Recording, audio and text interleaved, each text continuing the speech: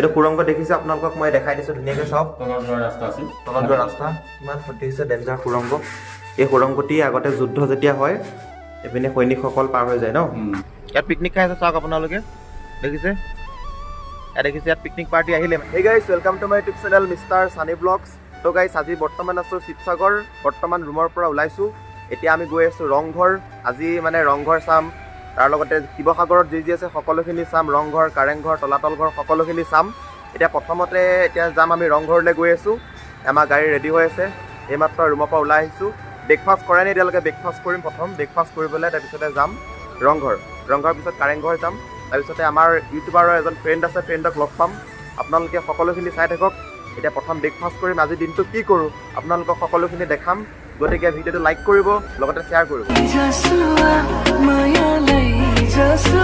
এতিয়া যাত্ৰা চুৰু কৰি দিছোঁ আৰু ৰুমৰ পৰা এইমাত্ৰ ওলাই আহিছোঁ হোটেলৰ পৰা চিট বেল্ট ফাৰ্ষ্ট ফ্ৰেণ্ডছ এয়া শিৱসাগৰৰ মেইন টাউনতে গৈ আছোঁ ইয়াক মানে লোকেশ্যন লগাই লৈছোঁ লোকেশ্যন লগাই মই ড্ৰাইভিং কৰি আছোঁ এতিয়া মেইন টাউনতে গৈ আছোঁ শিৱসাগৰৰ মেইন টাউন আৰু ৰাতিপুৱা কোনো উঠাই টাউনত বৰ্তমান এতিয়া 7:40 হৈছে মানুহ উঠাই নাই মানে আজি বহুত ঠাণ্ডা পৰিছে শিৱসাগৰত তো কোনো উঠাই নাই এতিয়া ব্ৰেকফাষ্ট কৰিবলৈ এখন প্ৰথমতে হোটেল বিচাৰি আছোঁ তো তাতে খাই পেলাই আমি যাম ৰংঘৰ পিনে যাত্ৰা কৰিম তাৰপিছত যাম আমি কাৰেংঘৰ তলাতল ঘৰ এনেকৈ চাম আৰু শিৱসাগৰত যোনবিলাক বস্তু আছে তো এতিয়া গৈ আছোঁ চিধা শিৱসাগৰ মানে আমি প্ৰথম আহিছোঁ লাইফত চ' সেইটো কাৰণে মানে ইয়াত লোকেশ্যন লগাই লৈছোঁ এতিয়া প্ৰথম গৈ আছোঁ আমি ৰংঘৰ এইটো চাইডে চিধা যাব লাগে বুলি মেপত দেখাই আছে গুগলৰ ওপৰতে ভৰসা আৰু তাকে ৰাতিপুৱা এতিয়া মানুহ উঠাই নাই মানে কেনে আপুনি এইখিনি জেগা পাৰ কৰিবলৈ ইমান সহজে নোৱাৰে মানে বহুত জাম লাগি থাকে তো ফ্ৰেণ্ডছ ইয়াতে এতিয়া গাড়ী পাৰ্কিং কৰিব লাগিব মানে গাড়ীখন সোমাই দিওঁ চাগে এইটো হৈছে টিকেট কাউণ্টাৰ দেখিছে আপোনালোকে এটা টিকেট কাটিম এইটো হৈছে আপোনালোকৰ ৰংঘৰ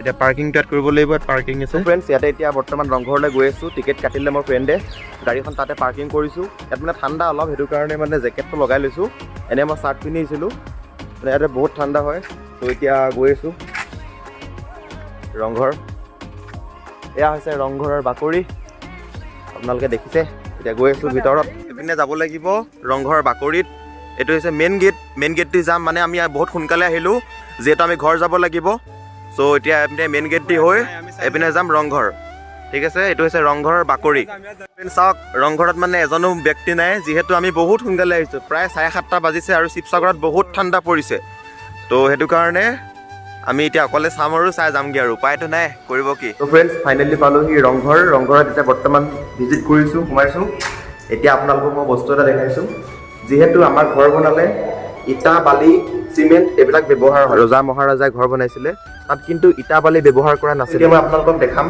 চেম্পলবিলাক চাওক ইয়াত দেখিছে ইটা বালি ব্যৱহাৰ কৰা নাই ইয়াত অনলি দালি কণী এনেকুৱা বস্তু দি বনোৱা হৈছে এই ৰংঘৰ কাৰেংঘৰ এইবিলাক তেনেকৈ বনোৱা হৈছে তো আপোনালোকক সম্পূৰ্ণ এলেকাটো দেখাম গোটেই এলেকাটো দেখাম দেখিছে এয়া হৈছে ৰংঘৰ ভিতৰত তেনেকুৱা একো নাই চাবলগীয়া কিন্তু মানে ফিল্ডটো ল'বই আৰু আগতে ৰজা মহাৰাজাই ঘৰ আছিলে বুলি তাকে চাব আহিলোঁ এয়া হৈছে ৰংঘৰ বাকৰিটো আপোনালোকক দেখাই দিছোঁ আমি এতিয়া বৰ্তমান গৈ আছোঁ তলাতল ঘৰ এটা গেট আছে গেটটো মই আপোনালোকক নেদেখালোঁ মানে গাড়ী চলাই আছিলোঁ যে এতিয়া বৰ্তমান আমি গৈ আছোঁ তলাতল ঘৰ গৈ আছোঁ ৰংঘৰ আৰু তলাতল ঘৰ মানে ওচৰতে আৰু 1 কিলোমিটাৰ আঁতৰত এতিয়া আমি গৈ আছোঁ এতিয়া বাওঁফালে যাব লাগিব এইপিনে আফজলৰ ভাই মেপত চাই আছা মেপত চাই আছোঁ মানে আমি আগতে অহা নাই সেইটো কাৰণে আমি চিনি নাপাওঁ ত' সেইটো কাৰণে চাই আছোঁ ইয়াত পিকনিক খাই আছে চাওক আপোনালোকে দেখিছে ইয়াত পিকনিক পাৰ্টি আহিলে মানে নৱবৰ্ষত নাহোঁতে পিকনিক খাই আছে মানুহে আগত এতিয়া পাৰ্কিঙত আমি গাড়ী ৰাখিম যিহেতু আমি পিকনিক খাব অহা নাই পিকনিক পাৰ্টি চাওক ইয়াত আপোনালোকে আহিলে পিকনিক খাব পাৰিব চাওক কিমান দোকান বজাৰ দেখিছে এইটো হৈছে তলাতল ঘৰ আগত গাড়ী এইখিনিতে পাৰ্কিং কৰিম আৰু এইটো হৈছে তলাতল ঘৰ দেখিছে এইটো তলাতল ঘৰ ত' ফ্ৰেণ্ডছ ফাইনেলি আমি আহি পালোহি তলাতল ঘৰৰ মেইন গেটটো হৈছে ইয়াতে এতিয়া আমি টিকেট কাটিম টিকেট কাটি পেলাই সোমাম টিকেট কাটিব লাগিব টিকেট তাত আছে টিকেট কাউণ্টাৰ টিকেট ঘৰ লিখা আছে ইয়াতে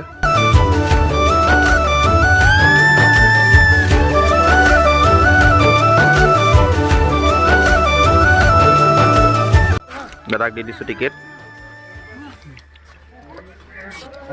এতিয়া আমি ভিতৰত এণ্ট্ৰি কৰিছোঁ। এয়া হৈছে তলাতল ঘৰ। এই ফাইনেলি তলাতল ঘৰ পাই গ'লোহি। আফজালৰ ভাই আছে, কেনেকুৱা লাগিছে ভাই? ভাল লাগিছে। এতিয়া তলাতল ঘৰ যাম। গৈ আছোঁ। এয়া হৈছে তলাতল ঘৰ। মানুহে বহুতে কয় যে তলাতল ঘৰত সোমালে বোলে পটককৈ ওলাব নোৱাৰি। তাকে আজি চাম ভালকৈ। আজি ফাৰ্ষ্ট আহিছোঁ। তো এয়া হৈছে তলাতল ঘৰ। আপোনালোকক দেখাই দিওঁ, চাওক তলাতল ঘৰ দেখিছে। এতিয়া আপোনালোকক ধুনীয়াকৈ ভিতৰত সোমাই দেখাম আৰু লগতে ফটোশ্বুট কৰিম। ইনষ্টাগ্ৰাম আইডি তলত দিয়া আছে। তো ফ্ৰেণ্ডছ ফাইনেলি পালোহি আমি তলাতল ঘৰ। চাওক আফজালৰ ভাই মোৰ লগতে আছে। ওপৰত আছোঁ এতিয়া বৰ্তমান।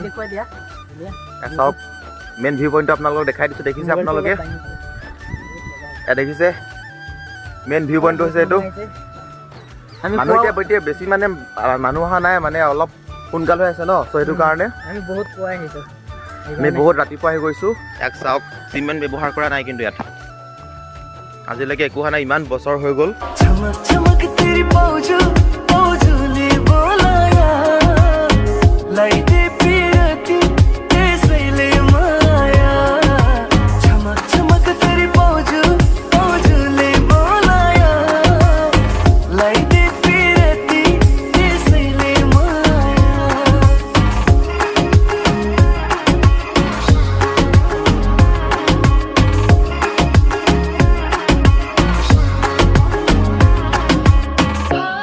তো ফ্ৰেণ্ডছ বৰ্তমান আমি শিৱসাগৰৰ তলাতল ঘৰত উপস্থিত হৈছোঁ।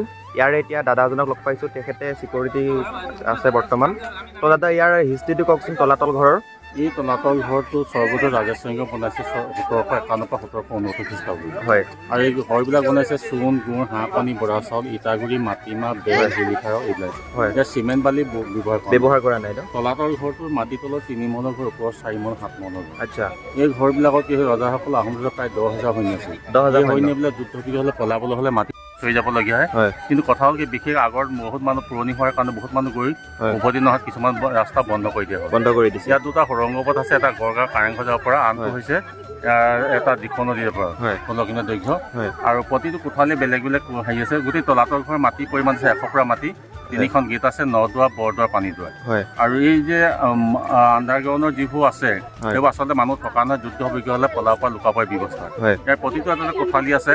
এটা আছে দীঘল ৰজাসকলৰ ৰাজভঁৰাল, সেইটো ৰাজভঁৰাল হয়। আৰু এইটো হৈছে প্ৰকৃতিগড় মেডিকেল হস্পিটেল ন। আৰু এই হাবিখন হৈছে তেতিয়া তেওঁলোকে বনৌষধি ৰোপণ কৰে আয়ুৰ্বেদিকৰ বস্তু এতিয়াও পোৱা যায়। কিছুমান গছ আছে, নৰংগ আছে, কিছুমান ঔটেঙা গছ আছে, এনেকুৱা যি নেকি তাৰমানে আজি কিছুমান মানুহে তাৰ ওপৰত গুৰুত্ব নিদিয়ে কাৰণে বহুত বস্তু আন্দাজ কৰি আছে।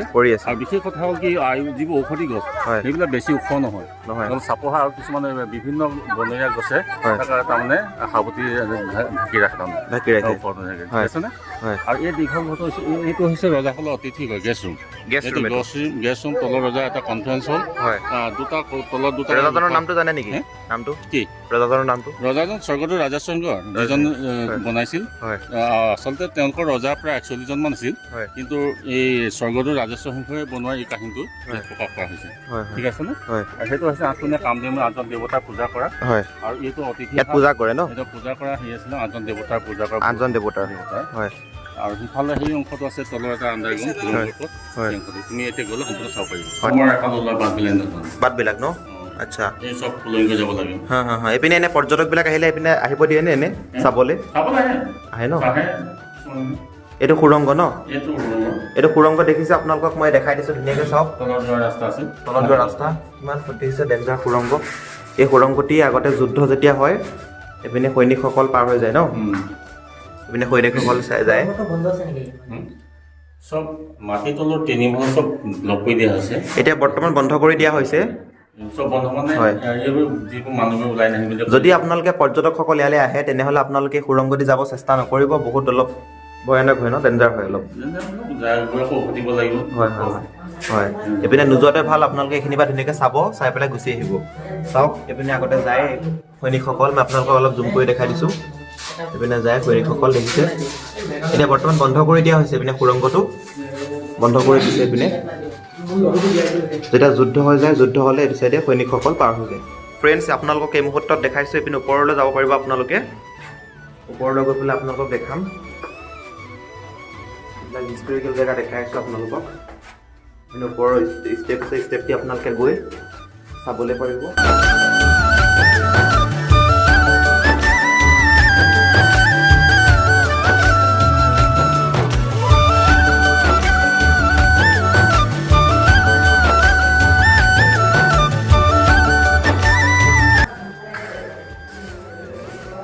এইটো কি কোঠা হয়?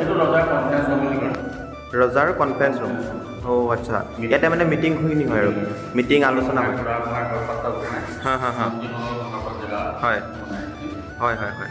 ইয়াত মানে কিবা যদি আলোচনা কৰে, হয় হয় হয়। অ' এইবিলাক বাটবিলাক ৰছীৰ লগত কানেক্ট হৈছিলে ন? এইবিলাক বাট দেখিছে, এইবিলাক ৰছীৰ লগত কানেক্ট আছিলে।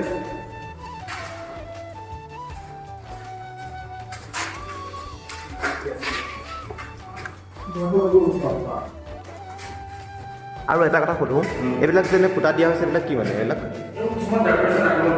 হয়, কাৰণ আমি যদি এটা ঘৰ এটা বনাওঁ, আলমাৰি হওক কিবা এটা পজিশ্যন ৰাখি যায় তেনেকুৱা সেই কেনেকুৱা ব্যৱস্থা তেনেকুৱা ৰখা। অ' আচ্ছা আচ্ছা। আপোনালোকে তলাতল ঘৰ আহিলে নিশ্চয় দেখিব, এইবিলাক হৈছে আলমাৰি। আমি আজিকালি ঘৰ বনালে আলমাৰিবিলাক বনাওঁ, কিন্তু আগত কিন্তু আলমাৰি নাছিলে, সেইটো কাৰণে এই চিষ্টেমটো কৰি দিছিলে।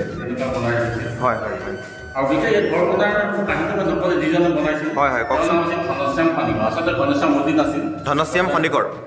হয়, আচলতে তেওঁ কি আছিল, ঘনশ্যাম মন্দিৰে আছিল। তেওঁ বংগদেশৰ ৰজাই হৈছিল। পিছত তেওঁ কি কৰিলে, কি তলাতল ঘৰটোৰ সবিশেষ গোটেই কামখিনি হোৱাৰ পিছত এটা নক্সা বনাই তেওঁ ৰাখিছিল। নক্সা বনাই, হয়। যেতিয়া তেওঁ চৰমচাই গম পালে যে তেওঁ এখন এটা কাম কৰিছে, তেতিয়া তেওঁ জয়সাগৰ পুখুৰীৰ পৰা এটা ঘনশ্যাম মন্দিৰ আছে, তাত নজৰবন্দী কৰি ৰাখিছিল। নজৰবন্দী কৰি, আৰু যেতিয়া তেওঁ প্ৰকৃত সত্য বুলি প্ৰমাণিত হ'ল, পিছত ৰজাই তেওঁলোকৰ জিভা কাটি হাত কাটি মৃত্যুদণ্ড দিলে। ৰজাই যে আন্দাৰখন বনাই দিছে এই কথাত যাতে বাহিৰত কোনো গম নাপায়, নতুবা গৈ বেলেগ ৰাজ্যে বনাই দিব পাৰে। সেইকাৰণে অৱশেষত তেওঁলোকক মাৰি পেলোৱা হ'ল। আচ্ছা, ধনশ্যাম খনিকৰ আছিলে ন? হয়, এই তলাতল ঘৰ নিৰ্মাণ কৰিছিলে। হয়। তো দাদাই সকলোখিনি দেখালে, আপোনালোকৰ ভিডিঅ'টো কেনেকুৱা লাগিছে জনাব। আৰু দাদা আপুনি কি ক'ব শেষত? ক'ম যে তলাতল ঘৰ চাওক, আৰু তলাতল ঘৰৰ বিশেষ যিটা কথা তুমি সুধিছা, দেৱালত যে মানুহবিলাকে লিখে, এই কামটো কোনো যাতে এই কামটো নকৰিব। আৰু বিশেষ আৰু ক'বলগীয়া মোৰ তেনেকুৱা নাই। নতুন বৰ্ষৰ শুভেচ্ছা থাকিলে, আৰু সকলো আহিব, সকলোকে নিমন্ত্ৰণ জনাইছোঁ। ঠিক আছে, সকলো আহিব আৰু দাদাৰ লগত কণ্টেক্ট কৰিব, সকলোখিনি আপোনালোকক দেখাব, ধুনীয়াকৈ এক্সপ্ল'ৰ কৰিব। যিমান পাৰোঁ দেখাম। অৱশ্যে আমাৰ এইবোৰ ডিউটি নহয় দেখুৱা, তথাপি কোনোবাই জানিবৰ কাৰণে আমি জনা কথাবিলাক ক'বলৈ মই নিশ্চয় হেঁপাহ কৰোঁ। হয়, আপোনাৰ গুড নেমটো? মোৰ নাম কুমুদ গগৈ। কুমুদ গগৈ ন? কুমুদ গগৈ দাদাৰ লগত আহিব, আপোনালোকে ধুনীয়াকৈ লগ কৰিব, আৰু লাইক শ্বেয়াৰ সকলোখিনি কৰি দিব। আৰু সকলো আহিব ইয়ালৈ তলাতল ঘৰ চাব। বহুত ধুনীয়া ধুনীয়া স্মৃতি আছে, বহুত হিষ্টৰিকেল জেগা আছে, আপোনালোকে চাব।